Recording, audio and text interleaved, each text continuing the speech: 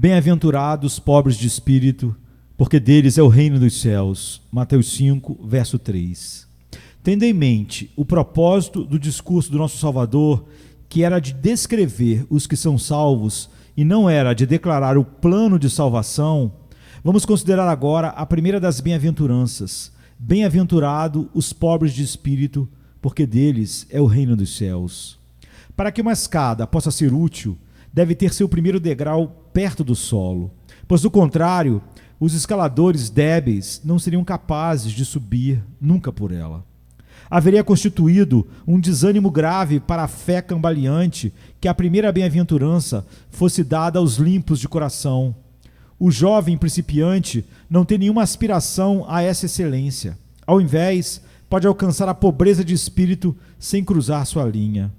Se o Salvador tivesse dito, bem-aventurados ricos em graça, haveria expressado uma grande verdade, mas muito poucas pessoas poderiam extrair algum consolo disso.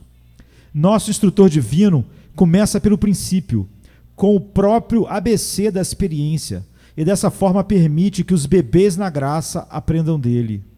Se Cristo tivesse começado com realizações mais elevadas, os mais pequeninos se sentiriam deixados para trás. Um passo gigantesco ao pé dessas escadas sagradas severamente impediria a tentativa de muitos subirem, mas, estimulados por uma escada ao seu alcance, que mostra a inscrição bem-aventurados os pobres de espírito, milhares são induzidos a seguir o caminho celestial.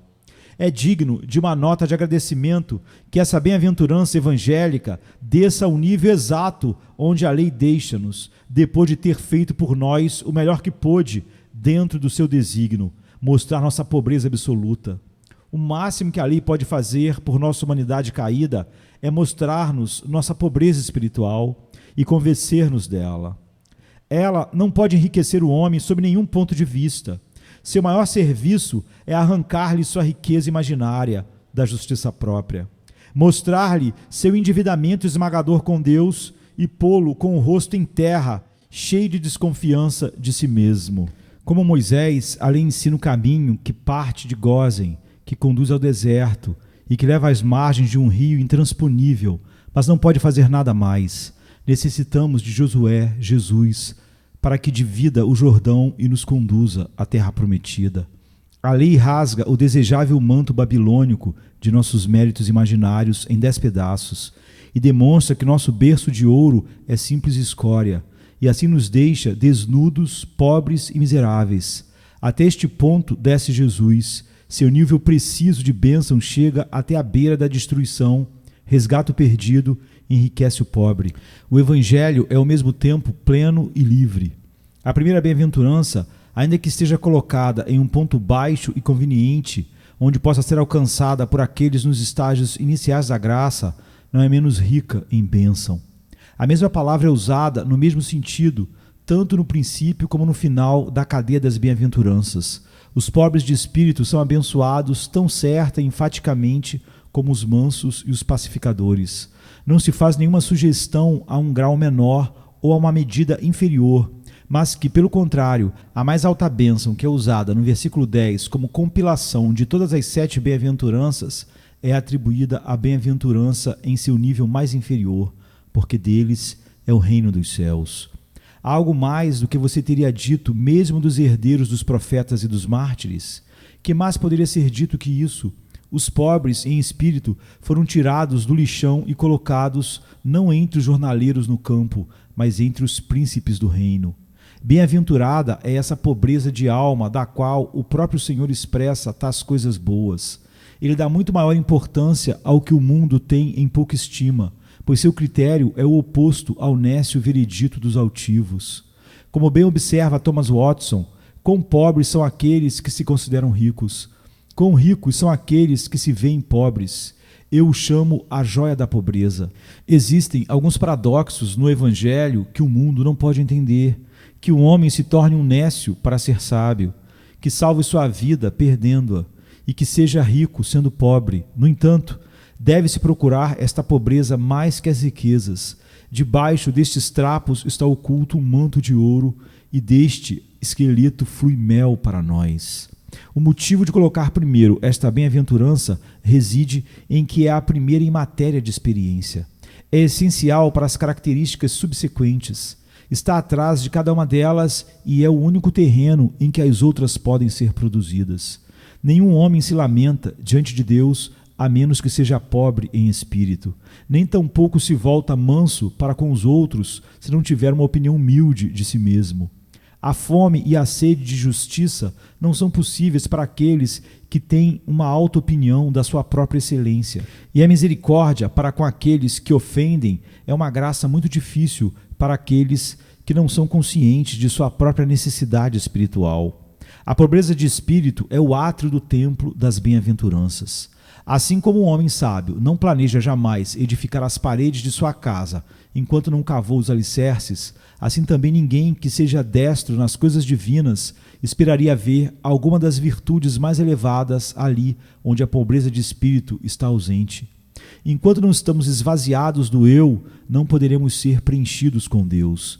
Devemos ser desvestidos antes que possamos ser revestidos com a justiça de Cristo, com a justiça do céu. Cristo jamais será precioso enquanto não formos pobres de espírito. Devemos ver nossas próprias necessidades antes que possamos perceber sua riqueza. O orgulho cega os olhos e a humildade sincera deve abri-los, pois de outra maneira as bem-aventuranças de Jesus estariam ocultas de nós para sempre. A porta estreita não é suficientemente ampla para permitir a entrada do homem que é grande em sua própria opinião. É mais fácil que um camelo passe pelo fundo de uma agulha do que um homem vaidoso por suas próprias riquezas espirituais entre no reino dos céus. Por esta razão é claro que o caráter descrito na relação com a primeira bem-aventurança é essencial para a produção daquelas que se seguem depois. E a menos que o homem a possua, busca em vão o favor proveniente das mãos do Senhor. Os orgulhosos são amaldiçoados. Seu orgulho é suficiente para lhes acarretar a maldição e os deixar fora da observação divina. Ao altivo, o Senhor observa de longe. Os pobres de espírito são bem-aventurados, pois Jeová tem um olhar terno para eles e para suas orações. É digno de uma dupla menção que esta primeira bem-aventurança seja dada mais pela ausência do que pela presença de qualidades louváveis. É uma bem-aventurança que não é para o homem que é distinguido por esta virtude ou notável por aquela excelência, mas para aquele cuja característica principal seja que confessa suas próprias tristes deficiências.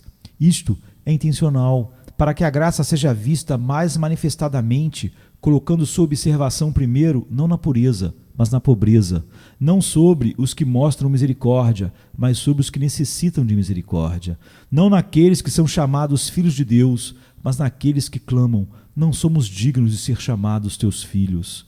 Deus não necessita de nada de nós, exceto nossas necessidades, e essas lhe dão um espaço para mostrar sua generosidade ao suprimi-las livremente e soberanamente.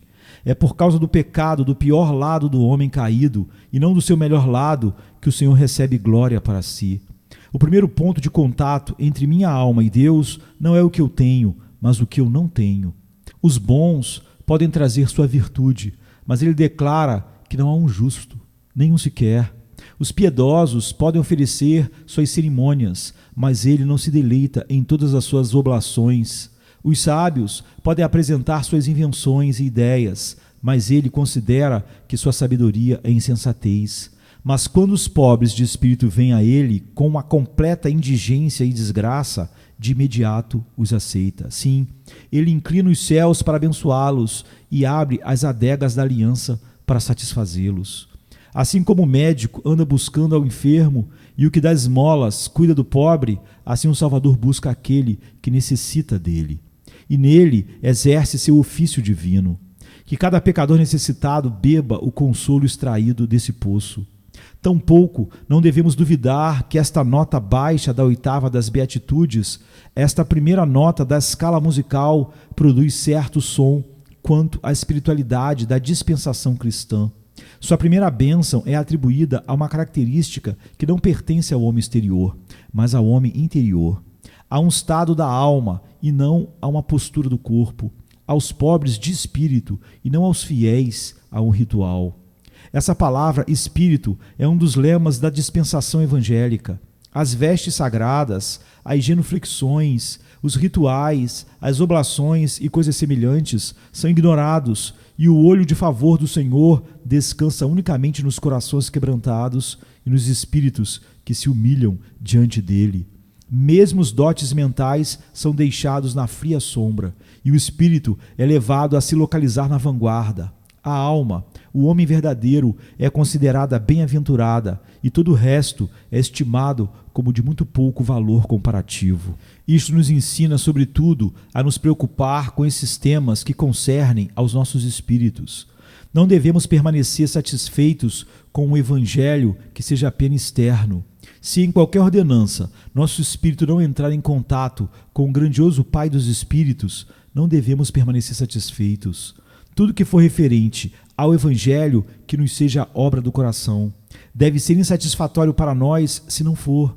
Assim como os homens não podem viver de palha e da casca dos grãos, mas necessitam da farinha de trigo, assim nós também necessitamos algo mais que a forma de piedade e a letra da verdade. Requeremos o significado secreto da inserção da palavra em nosso espírito, da entrega da verdade de Deus à intimidade da nossa alma. Tudo o que não cumpra com isso está desprovido da verdadeira bênção. O grau mais alto de religiosidade externa não é bendito, porém, a mais mínima forma de graça espiritual está enriquecida com o reino do céu. É melhor ser espiritual, ainda que nossa maior realização seja ser pobre de espírito, que permanecer carnal, ainda que nessa carnalidade nos vangloriemos da perfeição na carne. O menor em graça é superior ao maior na natureza. A pobreza de espírito do publicano era melhor que a plenitude da excelência externa do fariseu. Assim como o homem mais fraco e mais pobre é mais nobre que a mais poderosa de todas as bestas do campo, assim o desprezível homem espiritual é mais precioso aos olhos de Deus que o mais eminente dos filhos dos homens autossuficiente. Vale mais um pequeno diamante do que a maior pedra, e o menor grau de graça sobrepassa a realização mais distinta da natureza. Que dizes em relação a isso, querido amigo? Você é espiritual? Pelo menos qualifica-se para ser pobre de espírito? Existe para você um domínio espiritual ou está preso na estreita região das coisas que se veem e se ouvem? Se o Espírito Santo tem aberto uma porta para você ao espiritual e invisível, então você é bem-aventurado, ainda que sua única percepção seja a descoberta dolorosa que você é pobre de espírito. Jesus lhe abençoou desde o topo do monte e você é bem-aventurado.